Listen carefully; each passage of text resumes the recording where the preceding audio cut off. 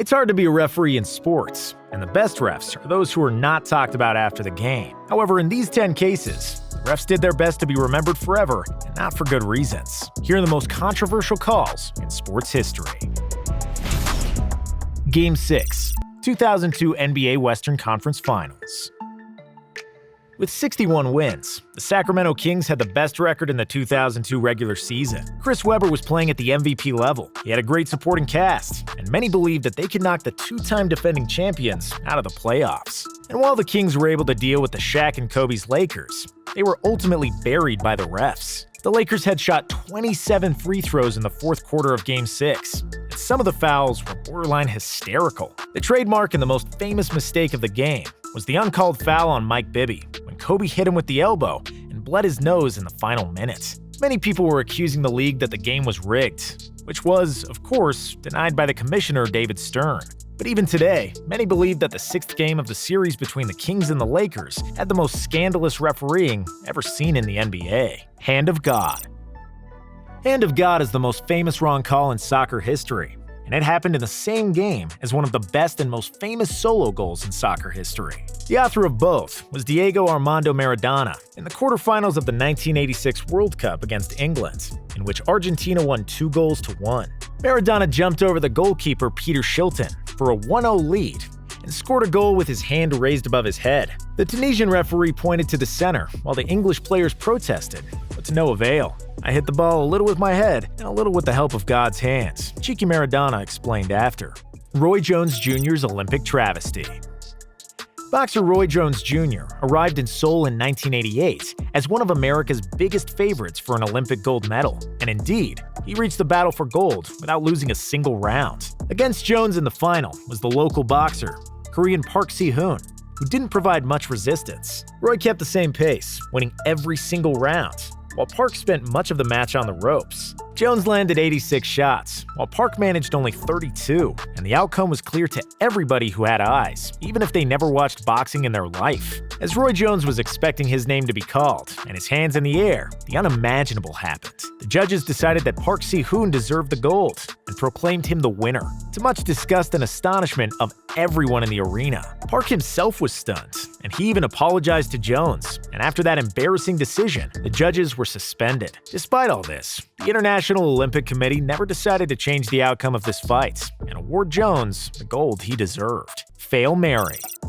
If you never watched the 2000 movie The Replacements, it's about a players' strike in a fictional pro football league, who were then replaced by amateur players starring Keanu Reeves. Something similar happened in the real NFL in 2012, but it wasn't the players who were absent from work due to a labor dispute, it was the NFL referees. During the lockout, the league hired replacement refs and almost immediately regretted it. When the Green Bay Packers played the Seattle Seahawks on Monday Night Football in 2012, the game was filled with questionable calls and missed plays by the replacement refs. On the final play of the tight game, Seattle quarterback Russell Wilson threw a Hail Mary pass into the end zone, intended for wide receiver Golden Tate. Both Tate and Packers defender M.D. Jennings got their hands on the ball, which the refs characterized as both a TD and an interception, failing to see that Tate had made an obvious pass interference to get the ball, and that he touched the ball after Jennings. The Seahawks unjustly won the game, and following the officiating fiasco, the NFL and the Referees Association announced they had reached an agreement to end the lockout. Brett Hull's skate in the crease.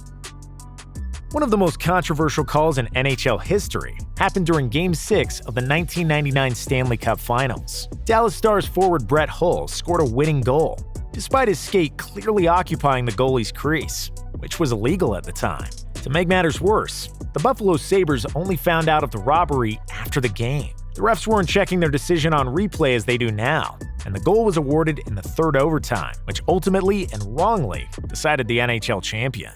The tuck rule. According to the NFL rulebook, when an offensive player is holding the ball to pass it forward, any intentional forward movement of his arms starts a forward pass, even if the player loses possession of the ball as he is attempting to tuck it back toward his body. The tuck rule rose to prominence during the AFC divisional playoff game between the Patriots and the Raiders in 2002. During a crucial fourth quarter play, Tom Brady had appeared to have fumbled the ball, which was then recovered by the Raiders. But after a referee decision, It was returned to the Patriots under the explanation that Brady made an incomplete forward pass, citing the infamous tuck rule. And even though the whole world saw Tom Brady fumble, refs abided by the little-known rule and awarded the ball and the game to the Patriots. 1972 Basketball Olympic Final. The USA basketball team had an undefeated record coming to the 1972 Olympics in Munich, amassing 63 victories without a loss in Olympic tournaments. However, in the 72 Olympic finals, the USSR led the Americans for most of the game, and it seemed like the USA team could suffer their first ever loss. But after a wild comeback,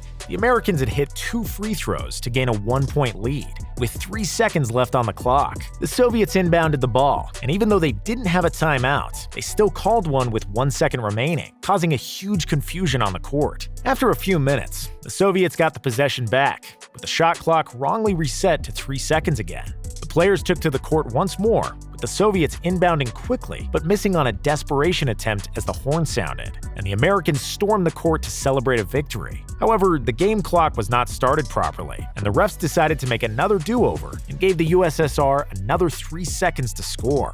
This time, after Americans had already been deflated emotionally, the Soviets managed to score a buzzer beater and win the game. The US Olympic basketball delegation filed an immediate protest, which was subsequently shut down with 3 votes to 2. In the act of protest, the United States team refused their silver medals and did not attend the medal ceremony. Michael Jordan's push-off. When Michael Jordan crossed over Byron Russell in the final seconds of Game 6 in the 1998 NBA Finals, and then pushed him away with his hand to give himself more space, the refs didn't say a word. NBA fans and analysts have been arguing forever if Jordan's hand was just touching Russell or pushing him away, and should the refs have called the offensive foul on MJ. It is a well-known fact that NBA superstars get superstar treatment by the refs, and that they often get more leeway than the other players. Also, it's an unwritten rule that the refs don't like to sound their whistles in the deciding moments of big playoff games. So it was no wonder that Jordan got away with it, hit the shot that became iconic, and won his 6th NBA title. Derek Jeter's assisted home run. In the 8th inning of Game 1 of the 1996 American League Championship Series, Yankees shortstop Derek Jeter hit a winning home run with a huge assist from the 12-year-old Yankee fan Jeffrey Meyer. New York was trailing when Jeter had batted the ball deep across the field. Baltimore Orioles right fielder Tony Tarasco tried to make the catch inches away from the fence. And that's when young Jeffrey Meyer came into play. In what is professionally called spectator interference, Meyer reached over the wall and caught the ball in front of Tarasco. Mad beyond belief, Tarasco and other Orioles players protested the call, but the umpire's ruling of a home run stood, and the Yankees went on to win the game and the series.